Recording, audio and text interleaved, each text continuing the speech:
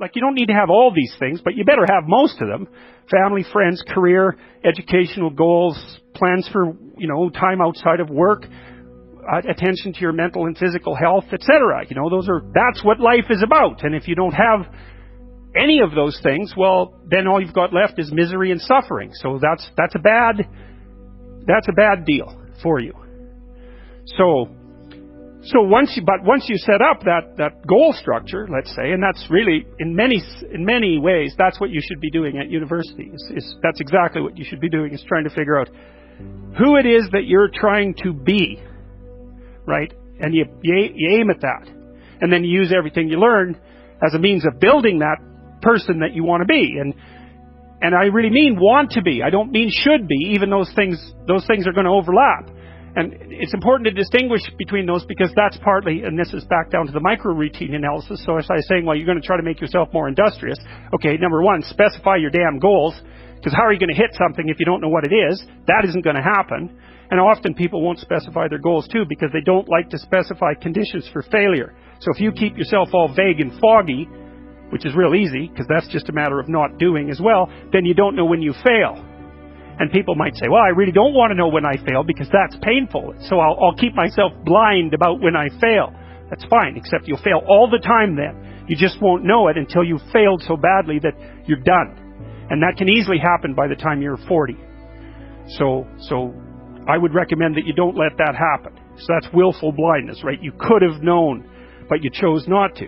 Okay, so once you get your goal structure set up, you think, okay, if I could have this life, looks like that might be worth living, despite the fact that it's going to be, anxiety-provoking and threatening, and there's going to be some suffering and loss involved and all of that.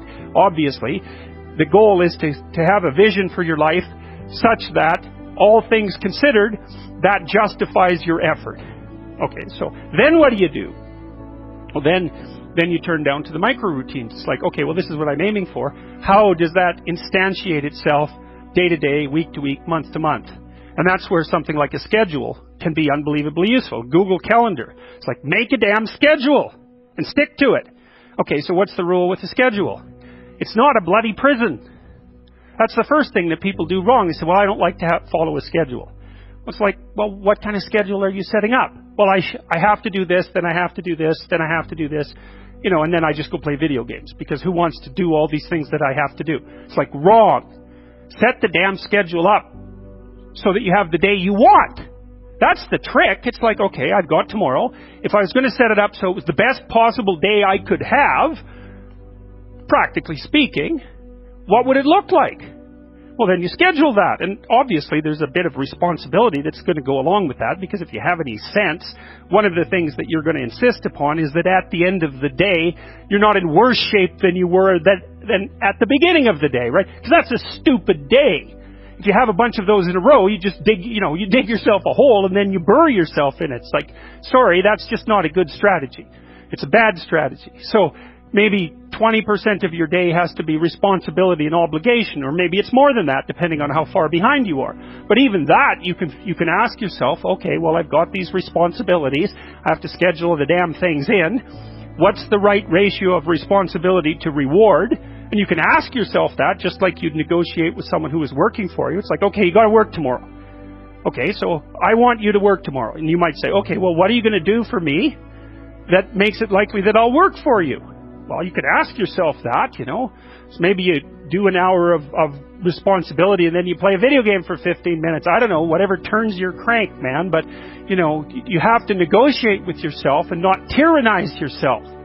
Like you're negotiating with someone that you care for, that you would like to be productive and have a good life. And that's how you make the schedule. It's like, and then you look at the day and you think, well, if I had that day, that'd be good. Great. And you're useless and horrible, so you'll probably only hit it with about 70% accuracy, but that beats the hell out of 0, right? And if you hit it even with 50% accuracy, another rule is, well, aim for 51% the next week, or 50.5% for God's sake, or because you're going to hit that position where things start to loop back positively and spiral you upward. And so that's one way that you can work on your conscientiousness, is plan a life you'd like to have. And you do that partly by referring to social norms. That's more or less rescuing your father from the belly of the whale. But the other way you do that is by having a little conversation with yourself about, as if you don't really know who you are, because you know what you like. You won't do what you're told. You won't do what you tell yourself to do. You must have noticed that. It's like you're a bad employee and a worse boss, and both of those work, for you. You don't know what you want to do, and then when you tell yourself what to do, you don't do it anyways. You should fire yourself and find someone else to be. But my point is that you have to understand that you're not your own servant, so to speak. You're someone that you have to negotiate with, and you're someone that you want to present the opportunity of having a good life to. And that's hard for people because they don't like themselves very much.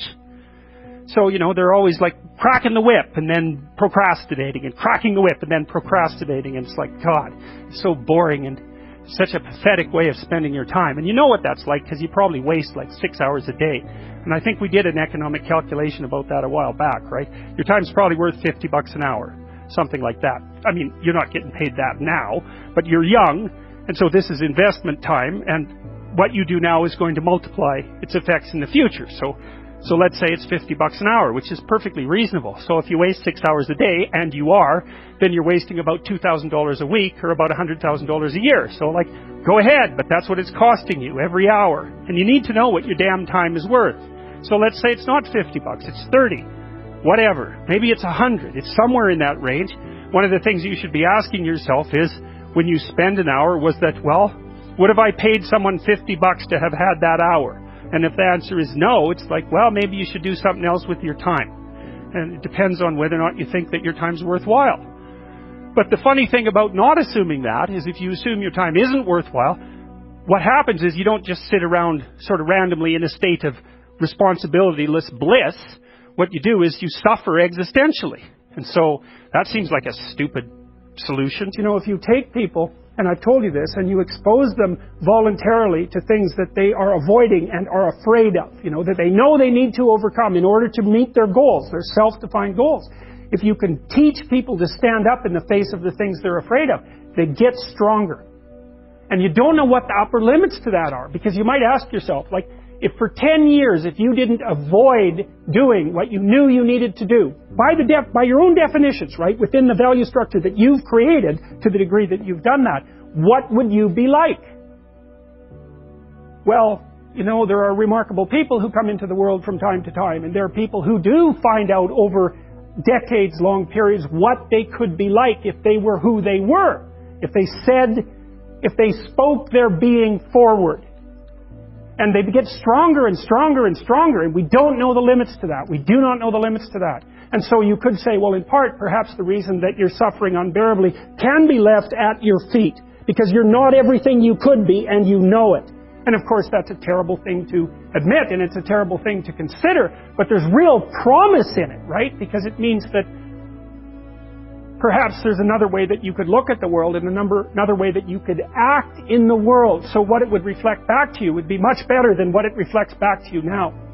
And then the second part of that is, imagine that many people did that, because we've done a lot as human beings. We've done a lot of remarkable things. And I've told you already, I think before, that today, for example, about 250,000 people will be lifted out of abject poverty, and about 300,000 people attached to the electrical power grid.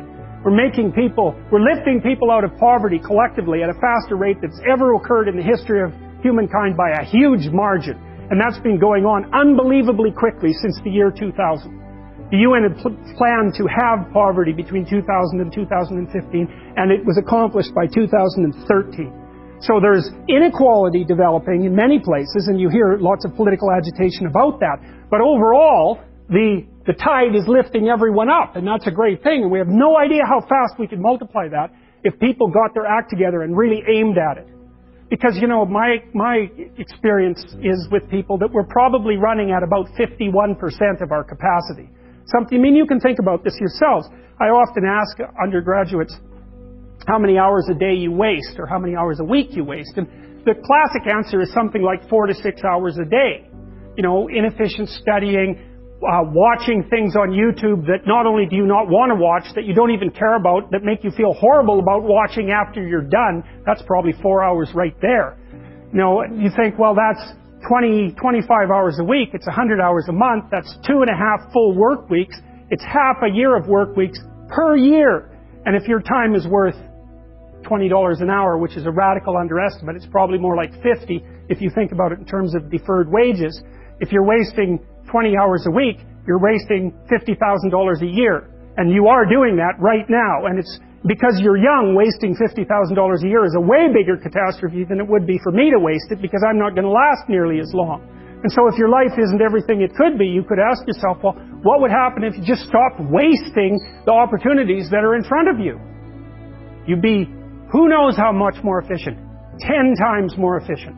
20 times more efficient. That's the Pareto distribution. You have no idea how efficient people get. It's off the charts. Well, and if we all got our act together collectively and stopped making things worse, because that's another thing people do all the time, not only do they not do what they should to make things better, they actively attempt to make things worse because they're spiteful or resentful or arrogant or deceitful or homicidal or genocidal or all of those things all bundled together in an absolutely pathological package. If people stopped really, really trying just to make things worse, we have no idea how much better they would get just because of that. So there's this weird dynamic that's part of the existential system of ideas between human vulnerability, social judgment, both of which are major causes of suffering, and the failure of individuals to adopt the responsibility that they know they should adopt. And that's the thing that's interesting too, is that, and like another thing I've often asked my undergraduate classes is, you know, there's this idea that people have a conscience. And you know what the conscience is. It's this feeling or voice you have in your head just before you do something that you know is stupid, telling you that probably you shouldn't do that stupid thing. You don't have to listen to it, strangely enough. But you go ahead and do it anyways, and then, of course, exactly what the conscience told you was going to happen inevitably happens, so that you feel even stupider about it than you would if it happened by accident. Because you know, I knew this was going to happen, I got a warning it was going to happen, and I went and did it anyways. And the funny thing, too, is that conscience operates within people, and we really don't understand what the hell that is. So you might say, well, what would happen if you abided by your conscience for 5 years or for 10 years? What sort of position might you be in? What sort of family might you have? What sort of relationship might you be able to forge? And you can be bloody sure that a relationship that's forged on the basis of who you actually are is going to be a lot stronger and more welcome than one that's forged on the basis of who you aren't. Now, of course, that means that the person you're with has to deal with the full force of you in all your ability and your catastrophe, and that's a very, very difficult thing to negotiate. But if you do negotiate it, well, at least you have something, you have somewhere solid to stand, and you have somewhere to live, you have a real life, and it's a great basis upon which to bring children into the world, for example, because you can have an actual relationship with them instead of torturing them half to death, which is what happens in a tremendously large minority of cases. Well, it's more than that too, because, and this is what I'll close with, and this is why I wanted to introduce Solzhenitsyn's writings to you. You see, because it isn't merely that your fate depends on whether or not you get your act together and to what degree you decide that you're going to live out your own genuine being. It isn't only your fate, it's the fate of everyone that you're networked with. And so, you know, you think, well, there's 9 billion, 7 billion people in the world. We're going to peak at about 9 billion, by the way, and then it'll decline rapidly. But 7 billion people in the world, and who are you? You're just one little dust mote among that 7 billion. And so it really doesn't matter what you do or don't do, but that's simply not the case. It's the wrong model, because you're at the center of a network. You're a node in a network. Of course, that's even more true now that we have social media. You'll know 1,000 people, at least, over the course of your life. And they'll know 1,000 people each, and that puts you one person away from 1 million, and 2 persons away from 1 billion. And so that's how you're connected. And the things you do, they're like dropping a stone in a pond. The ripples move outward, and they affect things in ways that you can't fully comprehend. And it means that the things that you do and that you don't do are far more important than you think. And so if you act that way, of course, the terror of realizing that is that it actually starts to matter what you do. And you might say, well, that's better than living a meaningless existence. It's better for it to matter. But I mean, if you really asked yourself, would you be so sure if you had the choice? I can live with no responsibility whatsoever. The price I pay is that nothing matters. Or I can reverse it and everything matters. But I have to take the responsibility that's associated with that. It's not so obvious to me that people would take the meaningful path. You know, when you say, well, nihilists suffer dreadfully because there's no meaning in their life and they still suffer. Yeah, but the advantage is they have no responsibility. So that's the payoff, and I actually think that's the motivation. Say, well, I can't help being nihilistic. All my belief systems have collapsed. It's like, yeah, maybe. Maybe you just allowed them to collapse because it's a hell of a lot easier than acting them out. And the price you pay is some meaningless suffering, but you can always whine about that and people will feel sorry for you, and you have the option of taking the pathway of the martyr, so that's a pretty good deal, all things considered. Especially when the alternative is to bear your burden properly and to live forthrightly in the world. Well, what Solzhenitsyn figured out, and so many people in the 20th century, it's not just him, even though he's the best example, is that if you live a pathological life, you pathologize your society. And if enough people do that, then it's hell. Really. Really. And you can read the Gulag Archipelago if you have the fortitude to do that, and you'll see exactly what hell is like. And then you can decide if that's a place you'd like to visit, or even more importantly, if it's a place you'd like to visit and take all your family and friends. Because that's what happened in the 20th century. How to think about motivation? We'll think about it from the hypothalamic perspective. So we could say one thing that motivation does is set goals. We could say that emotions track progress towards goals. And I'm going to use that schema even though it's not exactly right. So you say, well, motivation determines where you're going to aim. So if you're hungry, you're going to aim at something to eat. And then that will organize your perceptions so that you zero out everything that isn't relevant to that task, which is almost everything. You concentrate on those few things that are going to facilitate your movement forward. When you encounter those things, that produces positive emotion as you move through the world towards your goal, and you see that things are laying themselves out that facilitate your movement forward. Those things cause positive emotion.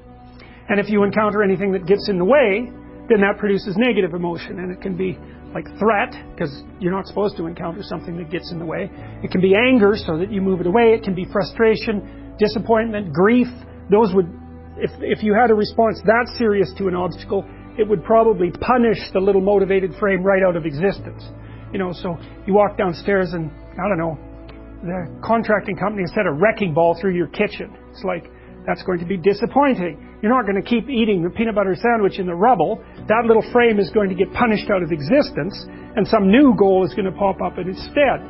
And, you know, one of the things we're going to try to sort out is how do you decide when you've encountered an obstacle that's so big that you should just quit and go do something else? Because that's not obvious. You know, and you can get into counterproductive persistence pretty easily. So we don't know how people solve that problem. It's a really complicated one. So anyways, we're going to work on that scenario. Your hypothalamus pops up micro goals that are directly relevant to biological survival.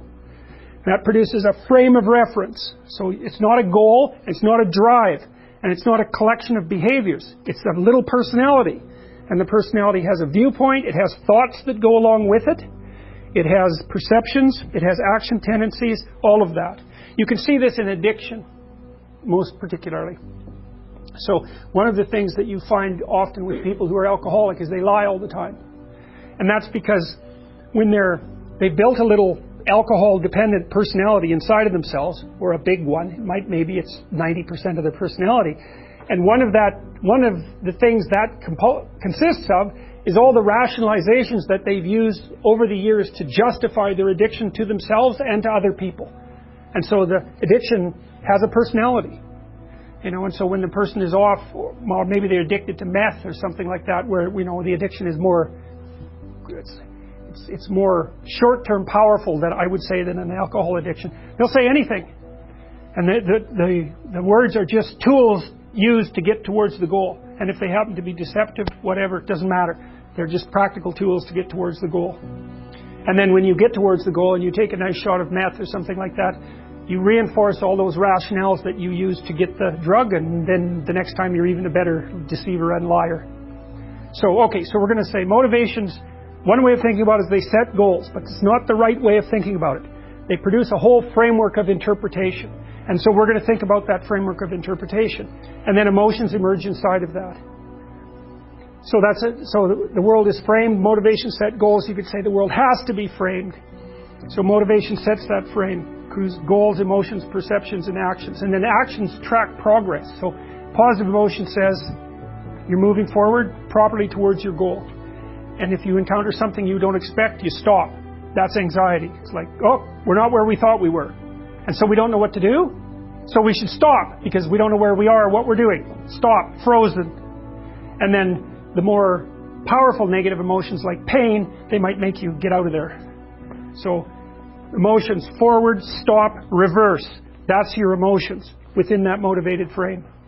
So, and that's another example of how your mind is embedded in your body. You know, emotions are like they're offshoots of action tendencies. That's the right way to think about it. Because action is everything, fundamentally. So what are some basic motivations?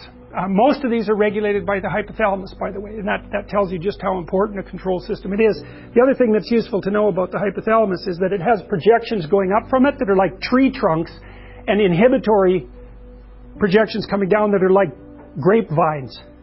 So you can kind of control your hypothalamus as long as it's not on too much, but if it's on in any serious way, it's like it wins. So partly what you do to stop yourself from falling under the dominion of your hypothalamus is to never ever be anywhere where its action is necessary. Right? You don't want to go into a biker bar because you might find yourself in a situation where panicked defensive aggression is immediately necessary. You probably don't want that. You don't want the panic, you don't want the terror, you don't want the frenzied fight, you don't want any of that. You don't want to have to run away in absolute panic. So you just don't go there. And a huge part of how we regulate our emotions is just by never going anywhere where we have to experience them. And so that has very little to do with internal inhibitory control and everything to do with staying where you belong. The Myth of Mental Illness by Thomas Szasz, S-Z-A-S-Z. It's a classic. You should read it. If you're interested in psychology, read it. Like, it's a classic. And he basically said, most people have problems in living. They don't have psychological problems. And so I've experienced, despite my love for the psychoanalysts, very frequently what I'm doing as a therapist is helping people have a life that would work. You know, and you can parameterize that. It's like, what do you need? How about some friends? That people kind of like that. How about an intimate relationship with someone that you can trust, that maybe has a future? That'd be good. How about a career that puts you in a dominance hierarchy somewhere, so at least you've got some possibility of rising, some possibility of stabilizing yourself, and a schedule and a routine, because no one can live without a routine. You just forget that. If you guys don't have a routine, I would recommend, like, you get one going, because you cannot be mentally healthy without a routine. You need to pick a time to get up. Whatever time you want, but pick one and stick to it, because otherwise you dysregulate your circadian rhythms and they regulate your mood. And eat something in the morning. I've had lots of clients who've had anxiety disorders. I had one client who was literally starving. Very smart girl. There's very little that she liked. She kind of tried to subsist on like half a cup of rice a day. She came to me and said, I have no energy. I come home, all I want to do is watch the same movie over and over. What, like, is that weird? And I thought, well, it depends on how hard you work. You know, it's a little weird, but whatever. It's familiar. You're looking for comfort. So I did an analysis of her diet. It's like 3/4 of a cup of rice. It's like, you're starving. Eat something. You know, you'll feel better. So she modified her diet, and all her anxiety went away, and she had some energy. It's like, yeah, you got to eat. So a schedule, that's a good thing, man. Your brain will thank you for it. It will stabilize your nervous system. With a bit of a plan, that's a good thing. You need a career. You need something productive to do with your time. You need to regulate your use of drugs and alcohol, most particularly alcohol, because that does in a lot of people. You need a family, like the family you have, your parents and all that. It'd be nice if you all got along, you could work on that, that's a good thing to work on, and then, you know, you probably need children at some point, and that's life. That's what life is. And if you're missing, you know, you may have a good reason to not be operating on one of those dimensions. It's not mandatory. But I can tell you that if you're not operating reasonably well on 4, I think I mentioned 6, if you're not operating reasonably well on at least 3 of them, there's no way you're going to be psychologically thriving. And that's more pragmatic in some sense than psychological, right? Human beings have a nature. There's things we need. And if we have them, well, that's good. And if we don't have them, well, then we feel the lack. And so behaviorists, behavioral psychologists concentrate a lot more on that sort of thing. You know, it's practical. It's like strategizing. Make a career plan. Figure out how to negotiate, because that's bloody important. Figure out how to say what you need. Figure out how to tell the truth to people. Figure out how to listen to your partner in particular, because if you listen to them, they will actually tell you what they want. And sometimes you can give it to them, and maybe they'll return the favor. And if you practice that for like 15 years, well, then maybe you're constantly giving each other what you want. Well, hooray. That would be good. And then there's 2 of you under most circumstances, and it's better to have 2 brains than 1, because people think differently because of their temperament mostly. And so the negotiation is where the wisdom arises, and it's part of the transformation, the psychological transformation that's attendant on an intimate relationship, and one of the fundamental purposes of a long-term intimate relationship.